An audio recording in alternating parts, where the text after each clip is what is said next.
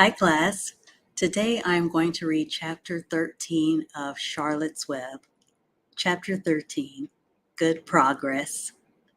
Far into the night while the other creatures slept, Charlotte worked on her web. First she ripped out a few of the orb lines near the center. She left the radial lines alone, as they were needed for support. As she worked, her 8 legs were a great help to her. So were her teeth. She loved to weave and she was an expert at it. When she was finished ripping things out, her web looked something like this. A spider can produce several kinds of thread.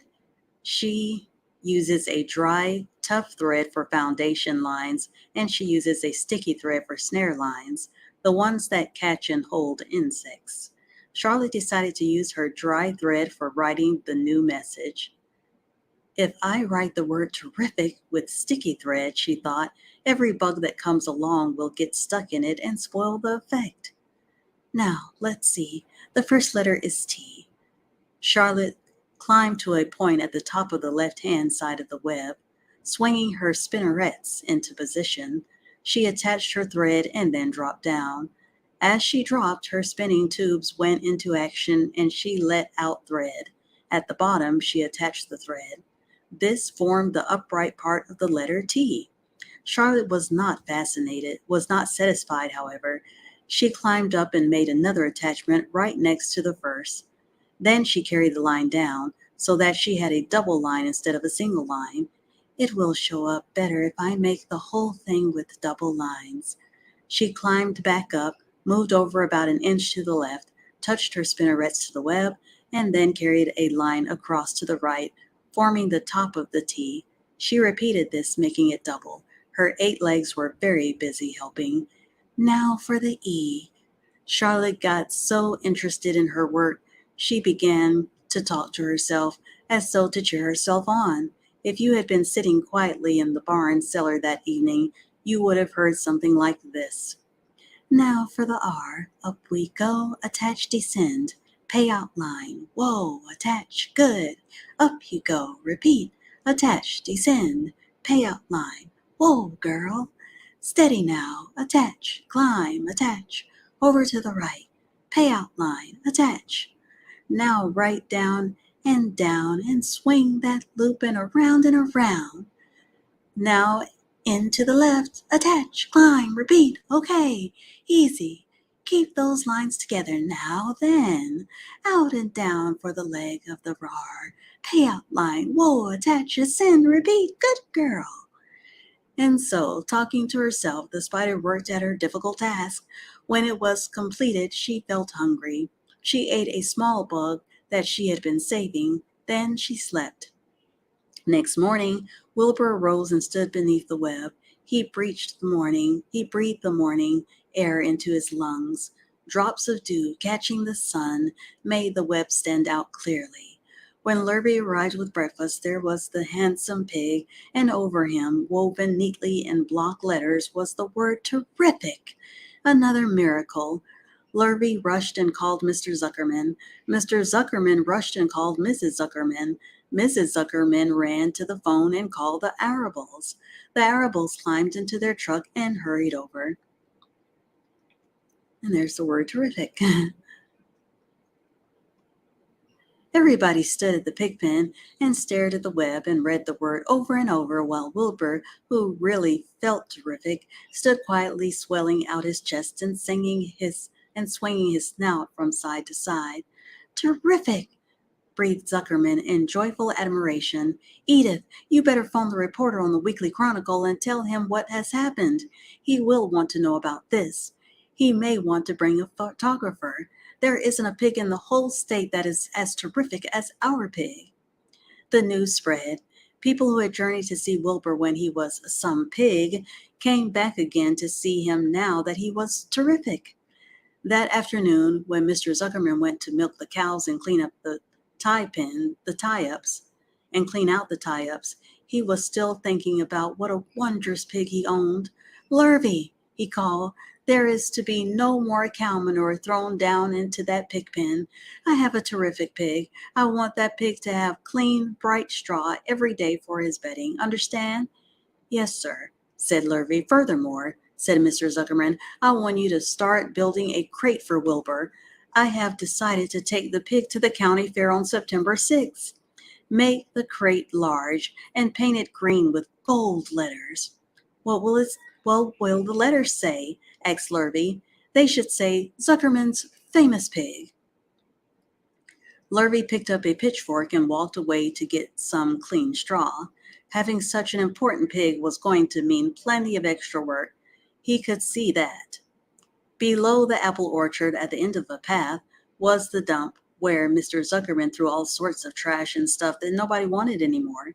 Here, in a small clearing hidden by young alders and wild raspberry bushes, was an astonishing pile of old bottles and empty tin cans and dirty rags and bits of metal and broken bottles and broken hinges and broken springs and dead batteries and last month's magazines and old discarded dish mops and tattered overalls and rusty spikes and leaky pails and forgotten stoppers and useless junk of all kinds, including a wrong-sized crank for a broken ice cream freezer. Templeton knew the dump and liked it. There were good hiding places there, excellent cover for a rat, and there was usually a tin can with food still clinging to the inside. Templeton was down there now, rummaging around. When he returned to the barn, he carried in his mouth an advertisement he had torn from a crumpled magazine. How's this? He asked, showing the ad to Charlotte. It says crunchy. Crunchy would be a good word to write in your web. Just the wrong idea, replied Charlotte. Couldn't be worse. We don't want Zuckerman to think Wilbur is crunchy. He might start thinking about crisp. Crunchy bacon and tasty ham. That would put ideas into his head. We must advertise Wilbur's noble qualities, not his tastiness. Go get another word, please, Templeton. The rat looked disgusted, but he sneaked away to the dump and was back in a while with a strip of cotton cloth. How's this? He asked. It's a label off an old shirt. Charlotte examined the label. It read, Pre-shrunk. I'm sorry, Templeton, she said, but pre-shrunk is out of the question. We want Zuckerman to think Wilbur is nicely filled out, not all shrunk up. I'll have to ask you to try again. What do you think I am, a messenger boy? Grumbled the rat. I'm not going to spend all my time chasing down to the dump after advertising material. Just once more, please, said Charlotte. I'll tell you what I'll do, said Templeton. I know where there's a package of soap flakes in the woodshed. It has writing on it. I'll bring you a piece of the package. He climbed the rope that hung on the wall and disappeared through a hole in the ceiling. When he came back, he had a strip of blue and white cardboard in his teeth. There, he said triumphantly. How's that? Charlotte read the words with new radiant action. What does it mean? Asked Charlotte, who had never used any soapy flakes in her life. How should I know? Said Templeton. You asked for words and I brought them. I suppose the next thing you'll want me to fetch is a dictionary. Together they studied the soap ad. With new radiant action, repeated Charlotte slowly. Wilbur, she called. Wilbur, who was asleep in the straw, jumped up.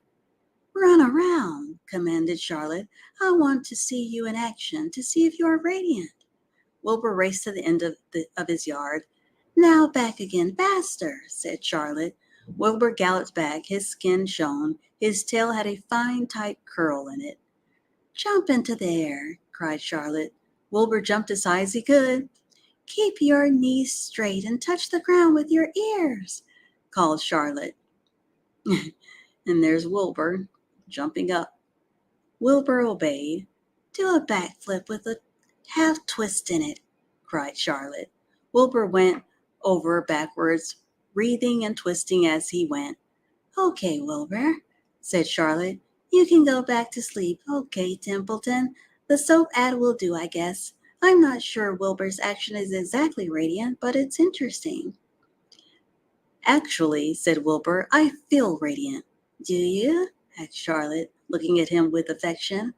"Well, you're a good little pig, and radiant you shall be. I'm in this thing pretty deep now. I might as well go the limit." Tired from his romp, Wilbur lay down in the clean straw. He closed his eyes. The straw seemed scratchy, not as comfortable as the cow manure, which was always delightfully soft to lie in. So he pushed the straw to one side and stretched out in the manure. Wilbur sighed. It had been a busy day, his first day of being terrific. Dozens of people had visited his yard during the afternoon, and he had had to stand and pose, looking as terrific as he could. Now he was tired. Fern had arrived and seated herself quietly on her stool in the corner. "Tell me a story, Charlotte," said Wilbur as he lay waiting for sleep to come. "Tell me a story." So Charlotte, although she too was tired, did what Wilbur wanted. "Once upon a time," she began, "I had a beautiful cousin who managed to build her web across a small stream. One day a tiny fish leaped into the air and got tangled in the web. My cousin was very much surprised, of course. The fish was thrashing wildly. My, and there's the fish caught in her cousin's web. My cousin hardly dared tackle it, but she did. She swooped down and threw great masses of wrapping material around the fish and fought bravely to capture it." "Did she succeed?" asked Wilbur. "It was a never-to-be-forgotten battle," said Charlotte. "There was the fish, caught only by one fin, and its tail widely thrashing and shining in the sun. There was the web, sagging dangerously under the weight of the fish."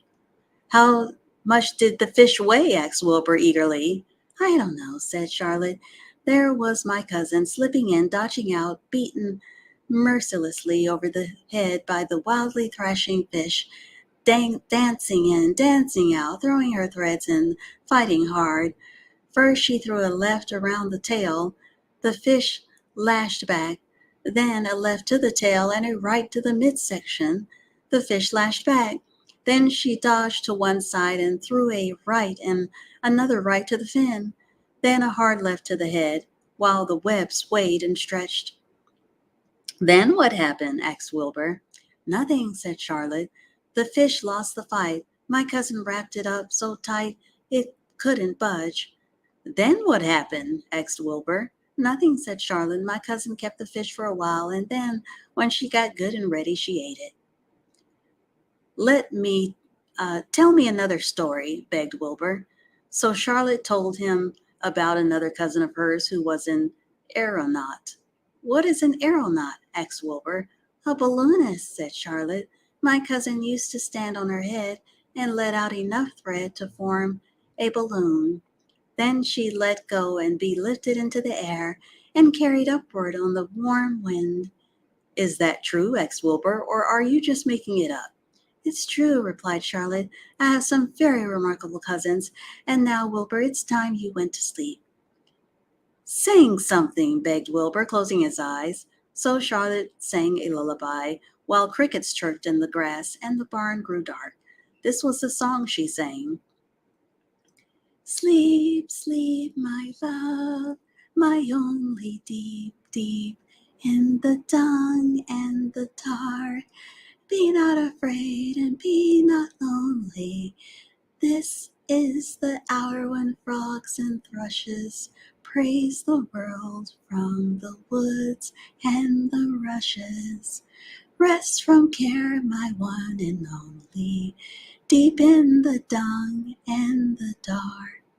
But Wilbur was already asleep. When the song ended, Fern got up and went home. And that is the end of chapter 13. Please give this video a thumbs up, like, and subscribe. I thank you for watching. See you in the next